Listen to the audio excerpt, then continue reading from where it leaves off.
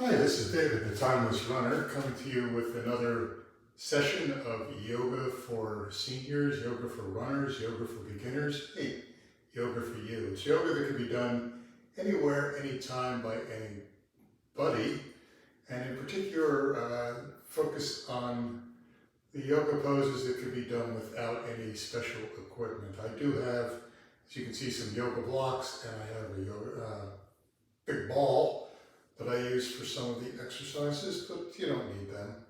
It's only if you're comfortable with them, hey, use them.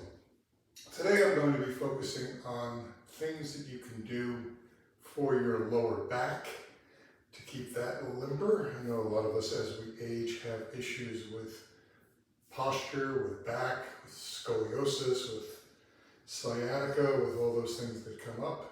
So today I'm going to do a series of things that focus on the lower back. So as you can see, I'm just doing some gentle warm-ups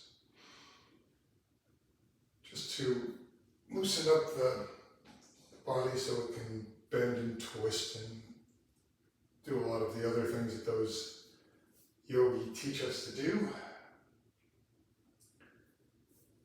It's just very easy, gentle movements.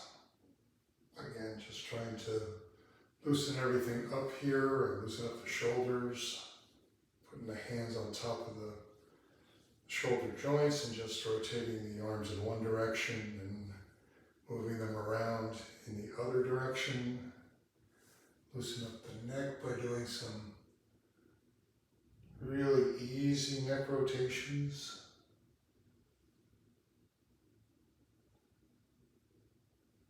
I usually do 3 or 4 in each direction, very slowly. We don't want to get carried away when we do this. Again, we're just warming up, getting ready to do some things. In opposite directions as well.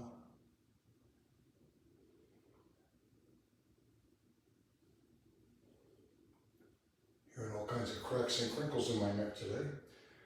And we loosen up the arms, start with the wrists, and move them out, and then start doing arm circles. Again, the focus is on just loosening things up, getting the blood flowing right now. Then you can move to bigger circles, engage the shoulders and the arms. And rotate your wrists in as you move your arms forward and sliding with the back, rotating your wrists outward as you do this.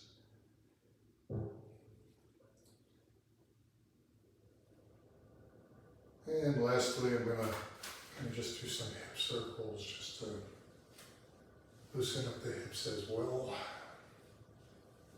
I don't know what time of day you do your yoga sessions. But right now it's 6 o'clock in the morning where I am. I usually do it when I get up, grab a cup of coffee and then start to do these, because otherwise it gets later in the day, life gets in the way, and I do yoga every day. So, all right, we're gonna get on down on the floor, which is where most of your exercises for the back are done. I'm going to start with some back bridges or reclining bridges. So you want to start with your hands at your side, your feet about hip width apart. You're going to gently arch your back up and hold it there. And then lower it down. Try and go a little more each time. And this is going to do 2 things. It's going to work your spine as you do these reverse back bends, but it's also going to loosen up your quads. And if you're not aware of it, your quads play a great deal of, have a great deal of responsibility for back issues. Typically when you have a pain in one area or stiffness in one area, you want to look at the muscle group opposite that And in this case, it's the quads that are opposite the lower back and the glutes. And if your quads are tight, they're going to pull your body forward or to the side. And you're going to feel the pain in your back because you're asking the muscles in the back to do something that is not natural. So just again, loosen up the spine by doing these reverse back bends. Holding them there to stretch out the quads. You'll feel the stretch in the quad area there. And a variation on this is a reverse tabletop, where again you are simply flexing the hips, the spine, the lower back, the glutes, those areas that, those muscle groups that are all connected together at the lower back.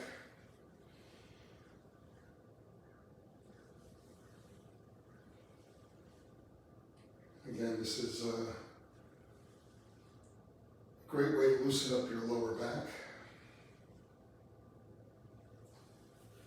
And we're going to pull our knees up to our chest and hold them there. And you will feel the stretch in your lower back with this one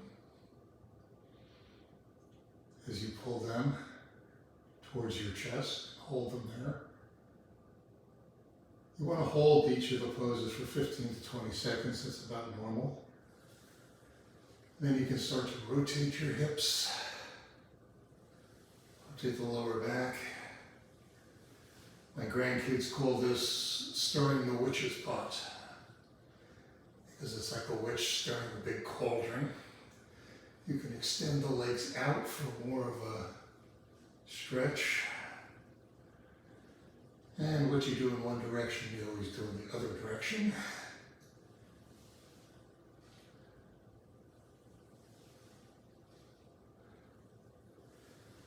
Another very effective stretch for the lower back is what's called half happy baby, where you're going to grab the toes or the ball of your foot, pull it up towards you. Again, you're going to feel the stretch in the back of the leg that you have elevated, and in the glute area and lower back. Full happy baby is the two of them together, which may or may not be comfortable for you. I find it to be uncomfortable because it does put a little extra stress on that lower back. But again, we want to go through the practice of stretching all of those lower back muscles. Again, with the notion that you work on flexibility for the back. We're going to go and do the basic Cobra, which you lay with your hands at your side. Keep your hips on the ground and raise your head up. Again, you're going to be using the muscles in the lower back, strengthening and flexing the spine. You go into a Sphinx pose from here, which is named after, obviously, the Sphinx in Egypt.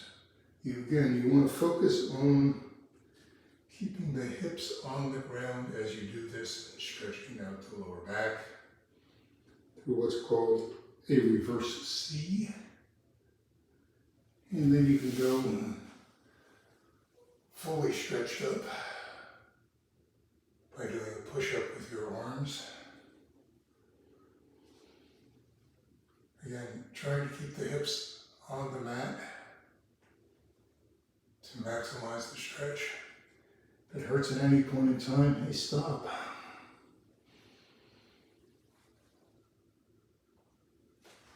Now for the next one, we're going to do this series of cat and cow, which is another exercise to move the spine through its range of motion. When you do a cat, arch your back up, put your chin to your chest and hold it there. And when you do the cow, you pinch your shoulder blades together and drop your belly towards the ground. Raise your neck up.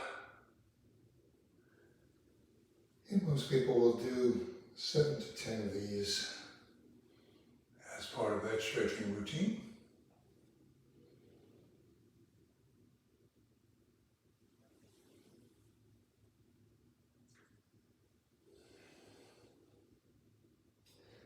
Now, one of the issues that people have with back problems is actually a problem with core strength. So just as we did the reverse bridge, we're going to do a real quick exercise using a ball to work on core strength. This is called a reverse plank or an elevated plank, where you put your feet together on the ball. Use those muscles to raise your butt up off the ground. You want to hold this there, ideally for about 3 minutes. I'm not going to do the 3 minutes today for the sake of the video, but this is one that's going to target your core. If your core is weak, again, you're going to be asking your back to do things that it shouldn't do. So again, the front part, core muscles are very weak. Where you're going to feel the pain is in your lower back, because your lower back is going to be doing the work for the core instead of vice versa in terms of stabilizing the body. But that's the reverse plank. And a couple other things will get rid of that ball.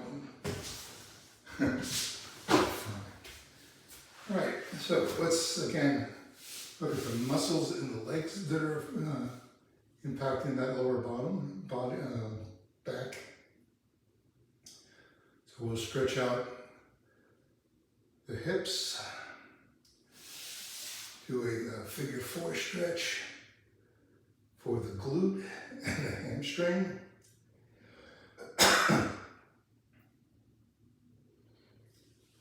Move the leg over our knee, put the foot flat on the floor, and hug our knee as we lean forward. It's going to stretch out the outside of the hips.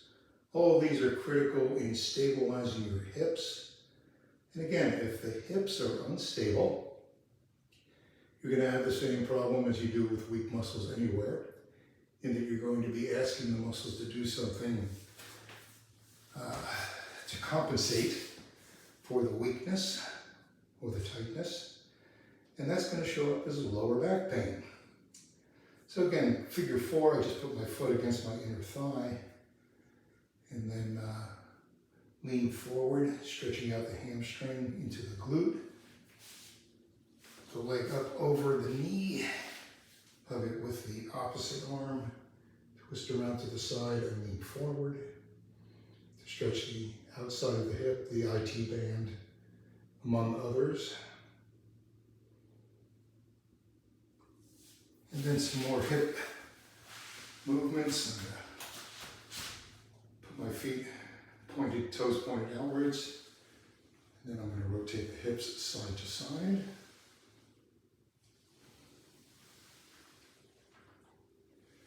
As we do this slowly, you'll feel the stretch throughout your hip region as you rotate the femurs and the hip sockets.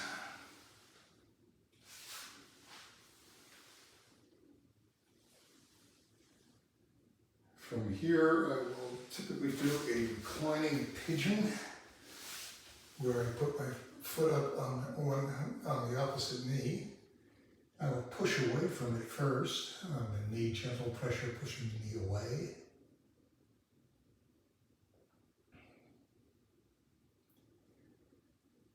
And then reaching through my legs and pulling the knee upward to increase the stretch on the glute area and lower back.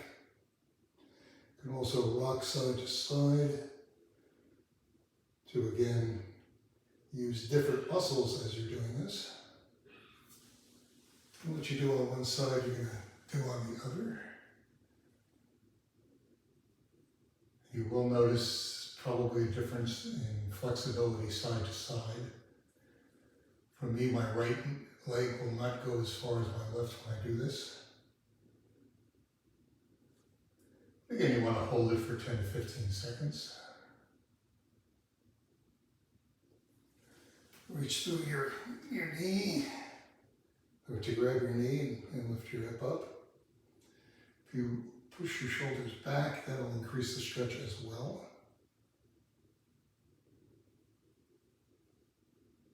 Again, you can rock side to side while you're doing this. And then just a couple more. I'm going to move up right now.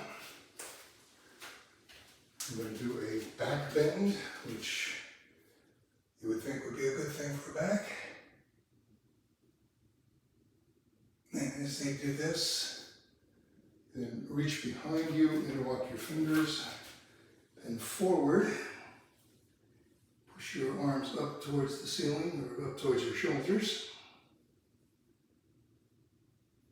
Go into a diver pose, like a diver on the starting blocks in a swimming race.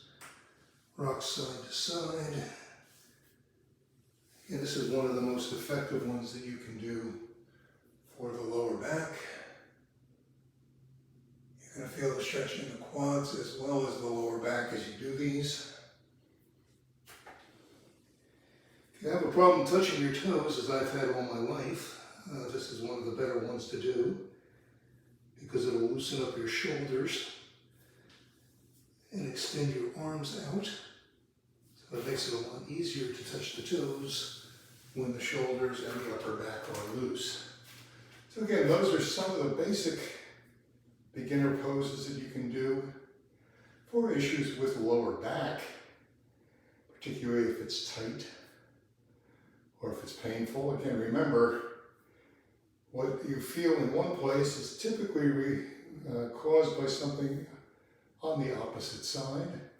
So if you have issues with lower back, look to your core strength, look to your quads as being two of the main areas that you want to focus on. And of course, look to be doing all of the stretches that you can to just elongate the muscles, the tendons, and the ligaments. Again, this is David, the Timeless Runner. I hope you enjoyed this. If you do like these videos, please click on like. If you want to see them when they come out, I generally do one YouTube short each day, and I do one narrated video each week. If you want to see them when they come out, click on subscribe. I'd really appreciate it, and I'd appreciate any comments as well. Thanks again. It's David, the Timeless Runner. Take care.